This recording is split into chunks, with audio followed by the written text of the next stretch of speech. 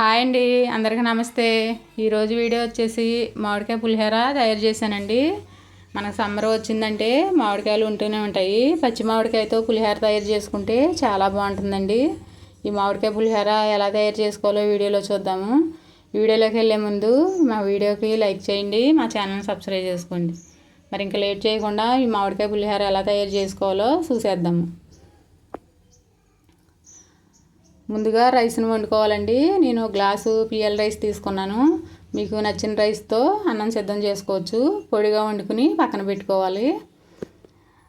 మామిడికాయని medium size మామిడికాయని తీసుకున్నానండి. పై పట్టు తీసేసి తురుము తీసుకుందాము. ఈ మామిడికాయలో సగం మాత్రమే తురుము తీసుకుంటున్నానండి.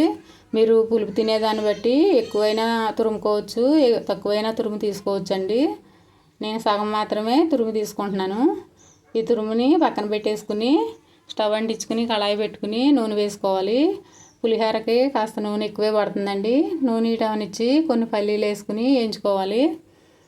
ఈ పల్లీలు లైట్గా వేయించుకున్న తర్వాత మినపప్పు, శనగపప్పు, ఆవాలు వేసుకోవాలండి. ఈ పోపుని లైట్గా వేయించుకుని గోల్డెన్ రంగులోకి వచ్చే వరకు వేయించుకోవాలి. ఈ పోపు వేగిన తర్వాత పచ్చిమిరకాయలు వేసుకోవాలండి.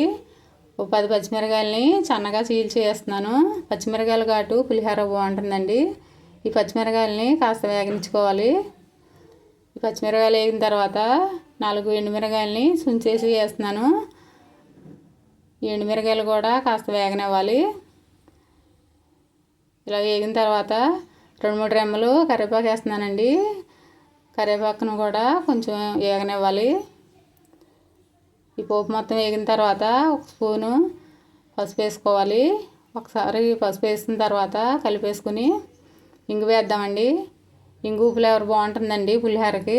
1/2 స్పూను ఇంగు వేద్దాము. ఇంగు వేసిన తర్వాత ఒకసారి కలుపుకొని మామిడికాయ తురుముని వేసుకుందామండి. మామిడికాయ తురుము ముందుగా మనం తురుము పెట్టుకున్నాం కదండి, ఆ మామిడికాయ తురుమును కూడా వేసేసుకుందాము. వేసుకుని ఎక్కువగా ఫ్రై చేసిన అవసరం లేదండి, ఒకసారి కలుపుకుంటే సరిపోతుంది.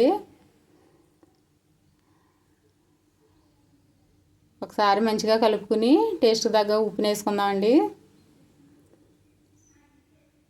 మెత్తనుప్పు వేసుకోవాలండి. సాల్ట్ కానీ మెత్తనుప్పు కానీ వేసుకోవాలి.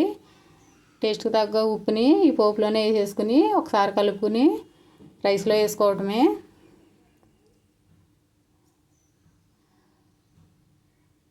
ఈ పోపు మొత్తం వేగింది కదండి, రైస్లో వేసేద్దాము. రైస్లో వేసుకుని మంచిగా కలుపుకోవాలండి. వండిన రైస్ ఉంటే మనకి 10 నిమిషాల్లో ఈ పులిహోర రెడీ చేసుకోవచ్చండి.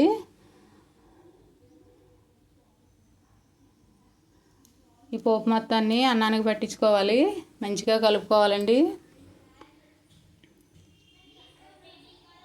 ఈ విధంగా కలుపుకుంటే మామిడికాయ పులిహోర రెడీ అయినట్లే.